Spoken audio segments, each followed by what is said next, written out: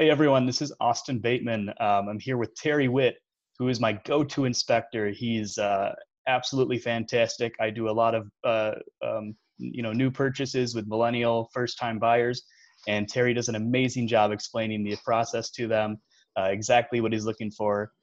He's just a great inspector. He's a great resource. So I thought I'd bring him on here and talk about what's going on now, and then talk about how inspections are getting done. So Terry, go ahead and then introduce Austin, how yourself. you doing? Again, my name is Terry, or Terrance Witt.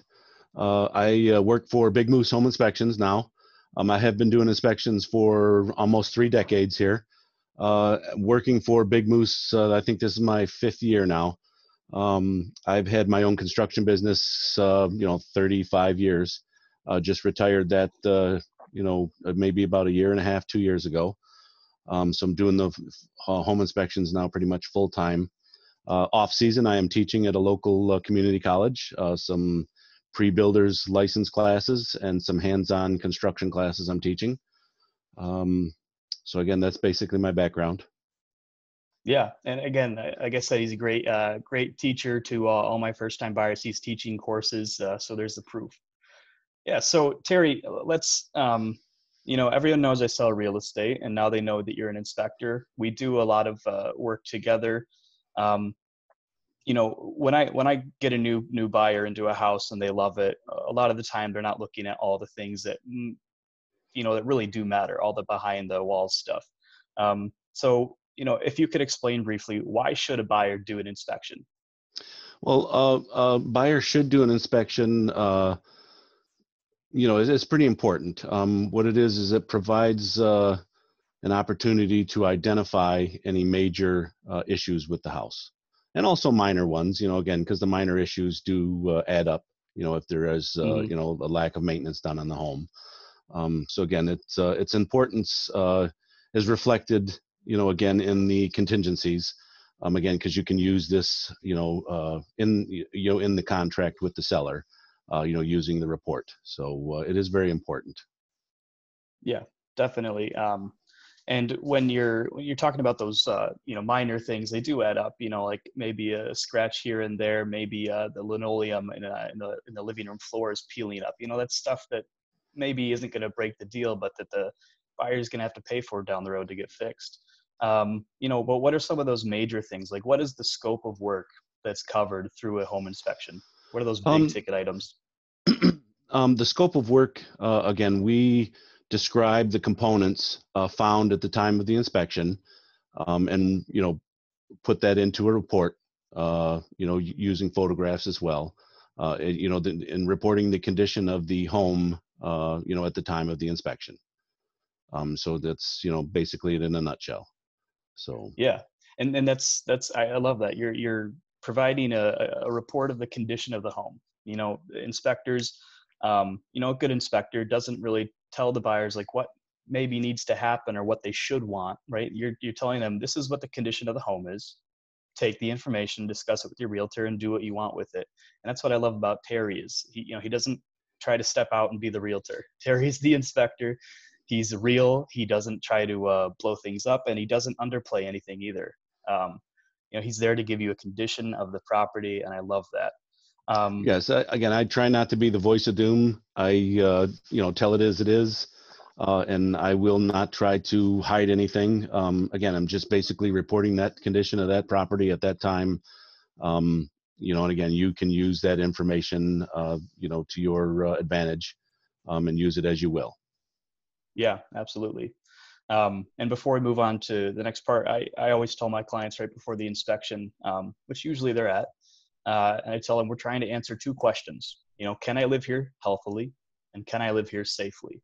And that's pretty much what the inspection report is doing. It's helping us answer those questions, and then whatever we need to do from there is a whole separate matter, and we can maybe do another video about that some other day. But right today, I would like to talk a little bit more about what's going on in the real estate market now. Right now, we're in Michigan. We're all on an order to stay at home, and only essential workers are allowed to leave the house to do their work. So as a realtor, I'm non-essential, and I can't go out and physically show houses. But what I can do is I can, still assist with any transactions that are going on. I can try to create new transactions virtually. But Terry, you are labeled essential. And so if you could describe, what are your thoughts on being an essential worker throughout this coronavirus pandemic? Well, at first, when that ruling came out from the state, we were not considered essential workers. As of March 30th, the governor sent out another note and, classified us as a financial, essential worker. So again, now we are allowed to go out and do home inspections because again, it is essential. You could not ask somebody to purchase a home without having it inspected. Right. Again, that's not something that anybody I don't think would want to do. Because there are people out there, the transients that are moving from state to state, and companies are moving them, and they have no choice. They have to purchase a home, Yeah. and most of the time it is sight unseen. So again, to have a home inspection is extremely important, especially if you are not allowed to even look, into the home for the first time, which seems Beforehand. to be Yeah. the case now. Yes, beforehand, yes. So it's extremely essential now at this point. Yeah. Good thing too. I have buyers right now. We were talking on the phone before you and I got on here, and we were trying to figure out, if they were willing to make an offer on this house, and they are, but and the real estate transaction is pretty much the same. You're still going to pay for an inspection, you pay for the appraisal, you're still going to invest money and time into this, but the one difference in what's happening now, or the big difference, is that you don't get to go in the house first. So, what are some things that you guys are doing differently to hopefully ease some of the buyers' minds with the fact that they can't see the house first? So again, it's not our first time doing this. I do inspections for buyers who don't see homes. I have been doing that all along. Not too many, but now obviously it's a greater number. We usually do a pre-phone call. So again, prior to the inspection, I usually give them a call the night before to discuss any concerns that they may have with the home. So when I get into the home, some clients actually ask me to take additional pictures. So again, I usually take pictures all the way around the building, each corner. Standing back, at the front of the building. Sometimes I'll take a picture, looking down the street to see the neighbors' homes as well, because again, you want to look at the neighborhood. When I walk through the home, I'll sometimes just take, what a storyline pictures, I guess. As I walk through the house, I'll do a walkthrough first thing, and I'll just take a picture, one or two pictures of each room. Sometimes I'll get into a corner of a bedroom, I'll turn around, I'll take a shot going back out the door. So if they click through the pictures, it's almost like a virtual, story going through the home, so they can actually stop and take a look at the photos. Then again, in the report, I usually, again, point out any defects and, put it in closer photos. After the inspection is done, before I leave the property, I always call the buyer to discuss anything in the findings that we come across to see if there's anything major, or tell them everything was good, depending on how it went. And again, usually the report is sent out usually within 24 hours. Me, I try to get them out that night. Terry is good about that. I'll interject there. Terry's really good about getting the reports out quickly. Yeah, I usually try to get them out that night. Sometimes usually after dinner, around bedtime, maybe a little later once in a while, depending on how busy we are. The busy season, again, sometimes they lag maybe up to 24 hours or so. But again, I try to get them out that night. So then, before I leave the property, I make another phone call to the buyers and again, discuss the findings. You get the report. After you go through the report, I usually, when I know that you've opened it up, because I get an email stating that, I will then give a follow-up call and just, discuss anything in the report that you have any questions. And most buyers do have questions. I would say, honestly, I would say probably 80% of the buyers really never respond back to me, truthfully. But the ones that do respond back, they usually always have questions.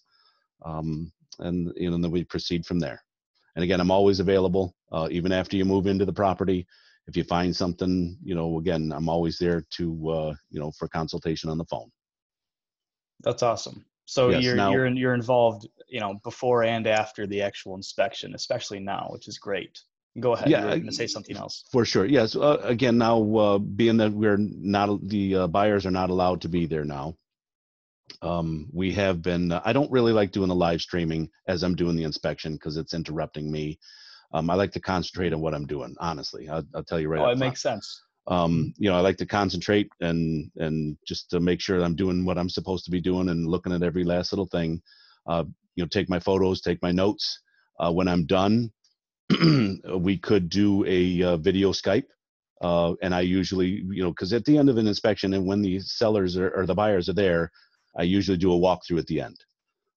Pointing out the things that I found, good or bad, minor or major. I point everything out. Usually everything that Hmm. I point out to them is going to be in the report with a photo or photos.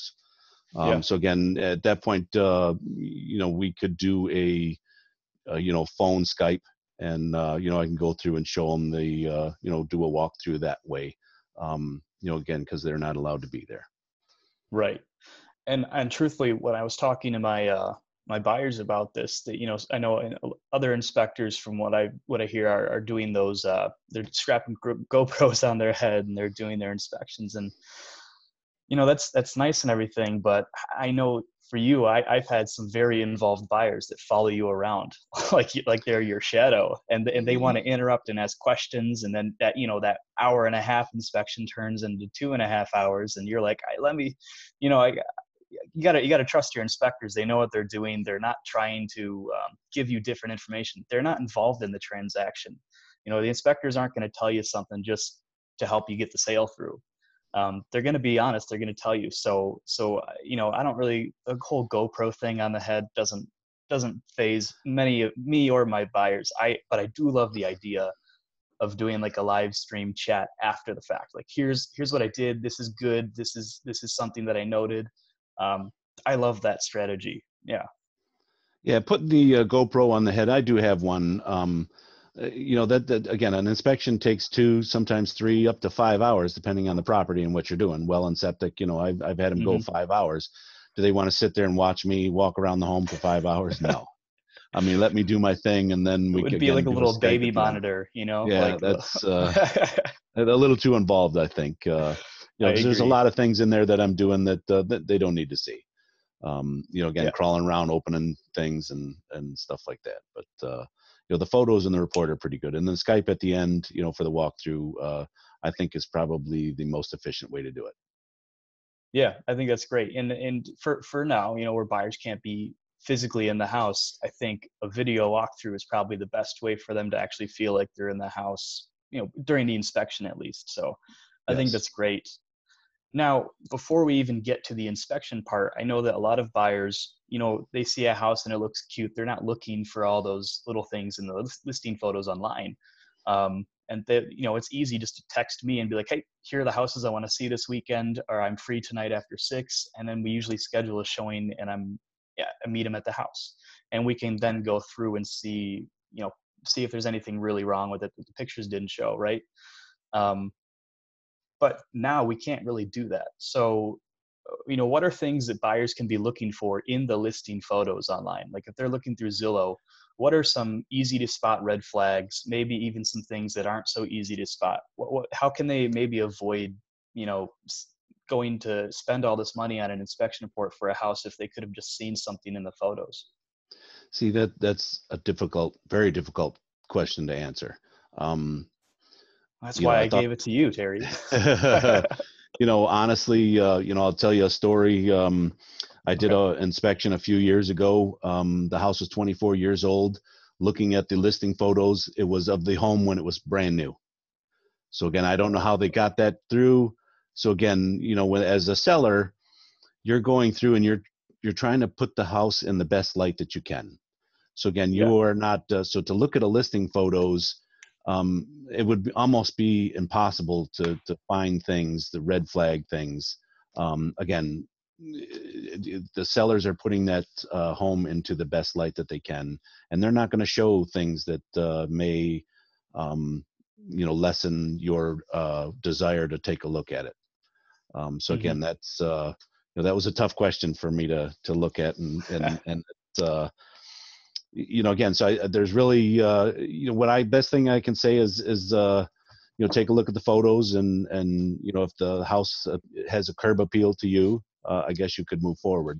But really, honestly, taking a look at the listing photos, I would say it would be almost next to impossible to find any red flags other than things that may not be desirable to you. Mm-hmm.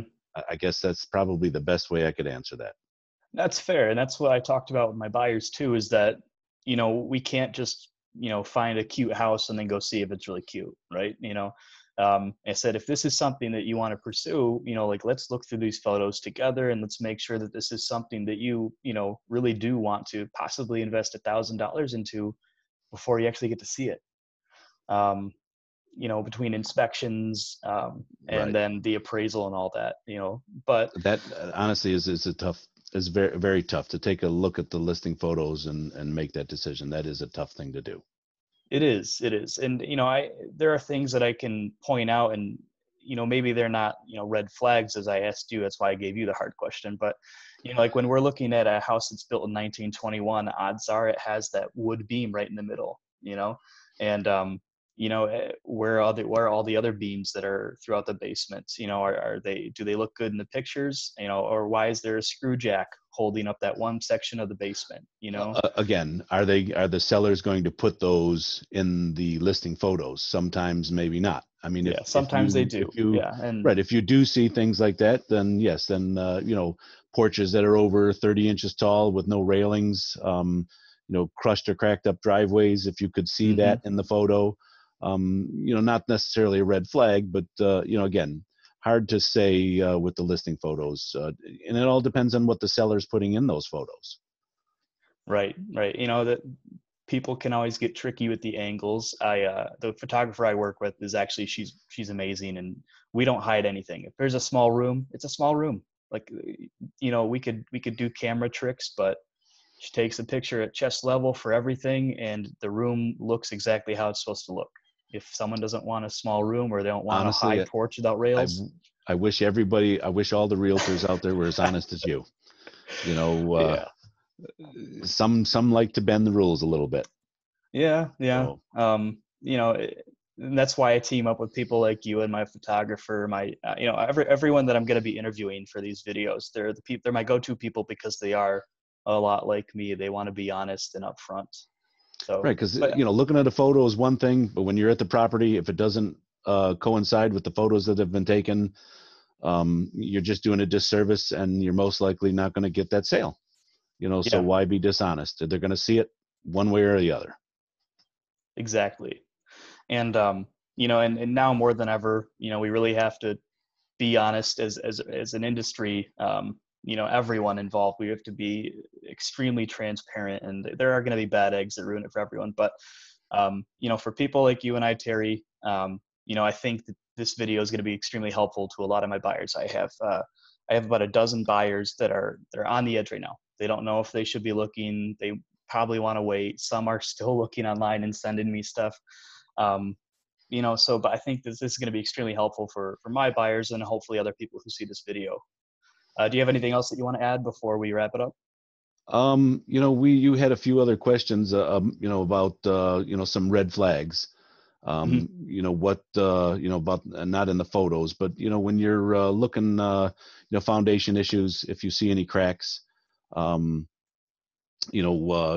questionable repairs and work and things like that. Freshly painted basement walls, that's something always to look for.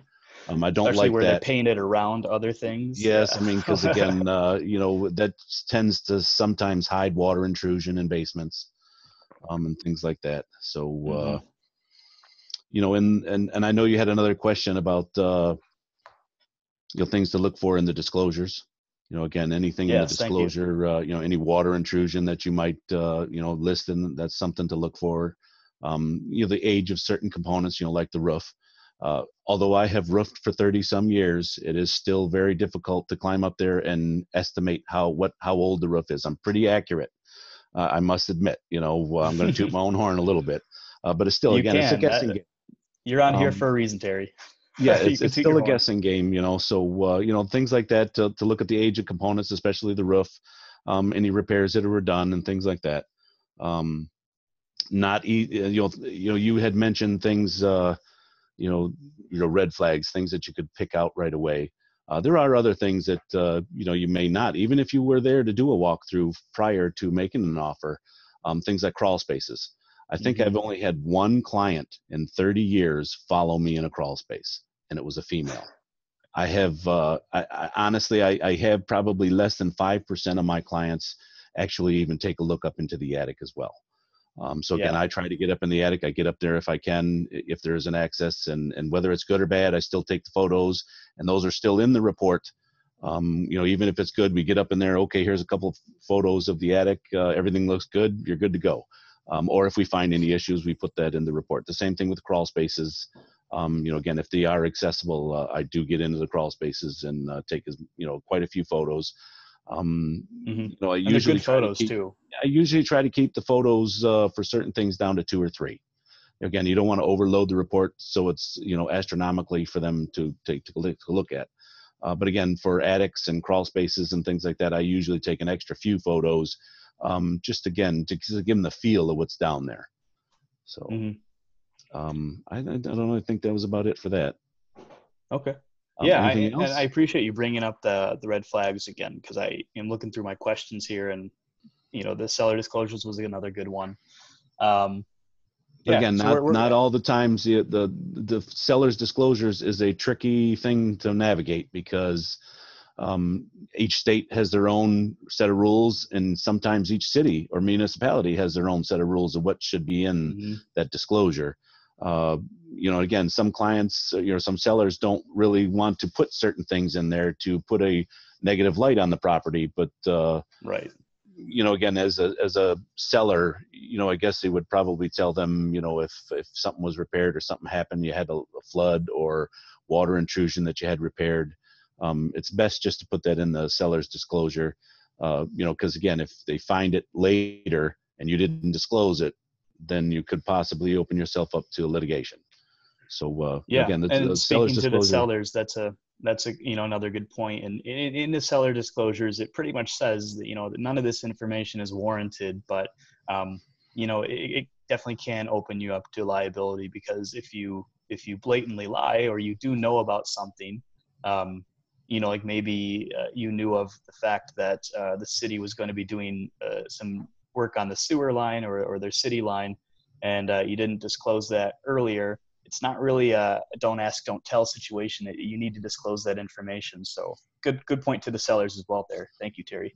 Yes, and to that point, to the sewers, again, we can't see through walls, we can't see underground, can't see, the past or into the future. Again, we're reporting on that property at the time that At the we're there for time. the several hours, and that is another thing, especially when we're doing septic inspections. You don't know that pipe from the house to the septic tank. We don't know the condition of that pipe because it's not seen. Hmm. When I do a septic inspection, I usually do what's called a power flush. I usually dump a 5-gallon bucket of water in the toilet, and I film or record the water coming out. So if into the septic tank. So if we see solids coming out, doing that power flush, there's possibility that that pipe may be dipped or defective. Um, Now we can't do that when it's hooked to the city sewer. Again, we can't see that end. So again, I usually run water the entire time that I'm in the property, Yeah, yeah, just for I remember that. backing, just make sure nothing's backing up and everything's flowing properly. But again, that pipe from the house to the sewer system is not visible. And, would, on the older homes, usually anything over 30, 40, 50 years, I would recommend that the have a scope put down that sewer line just to Hmm. check out the condition, especially if there's a lot of vegetation and trees and things, in the front yard or near that pipe. Yeah, places like Royal Oak and Oak Park Yes. and Berkeley especially are usually notorious for sewer line issues, because all the homes are built in 40s and 50s, and we're coming Yep. up on that age where they start to And malfunction. still to this day, when you build a home, because the last home that I built was 2006, I think was done after that. The market crash put a Hmm. stop to me building homes. I was done. I just didn't want to risk that anymore. They're still requiring you putting a tree out front between the sidewalk and the curb right over the sewer Hmm. line. So again, that's a big. They're using different piping nowadays, but Yeah. that's still a big issue. You're putting a tree right over that. It's just going to grow down into that line. Hmm. To me, it's kind of ridiculous sometimes, the things that some of the city things that they make you do. So Yeah. And down the road, it's not going to be that, that lines are cracking because they're made of different materials, like you said, but maybe right. that they've shifted and moved and they're no longer attached to the city line. I ran into that last year with one of my listings in Oak Park, and we figured it out and made a remedy with the buyer. Um, but yeah, and it wasn't even anything that the sellers had done. It was just the fact that the city did some work the previous summer and Ah, never fully attached the line back to, like, the house sewer line back to the city line. So everything's just dumping right under. So yeah, but another good point, definitely for the buyers, especially now while you can't get into the house and see all this stuff. Do as much as you can. An extra 150, $200 for a sewer scope is worth it, in my opinion, just to try to feel a little bit better about moving forward on your home purchase. yes, most definitely. Now again, homes that are a little older, it's something that's a little newer, probably not as necessary, but still a good idea to have it done. Mm-hmm. Yeah, no, and again, it's house by house, it's client by client, whatever you think Yep. you need done, whatever's going to help you feel comfortable moving forward. Again, Terry, I'll give you 30 seconds here to plug your information if you want. I'm also going to copy it into the video description. So go ahead and plug yourself. Okay, so again, Big Moose Home Inspections. We are have a main office is up in Bessemer, up in the UP on the Michigan Wisconsin border. Big Moose has 22 inspectors now. I'm one of 3 that are down here in the Detroit area. We do all of Michigan, all of the UP, northern Wisconsin. The phone number for Big Moose is 1-800-531-0233. You could also go to www.bigmooseus. Can schedule inspections online now. I think you've always been able to do that. Yep. Again, my name is Terrance, and I wish everybody the best of luck. All And right. Thank you. I appreciate the call, Austin, and you stay safe. All right. You too. Stay home, stay Okay. healthy. All right. We'll see you. All right. Thanks.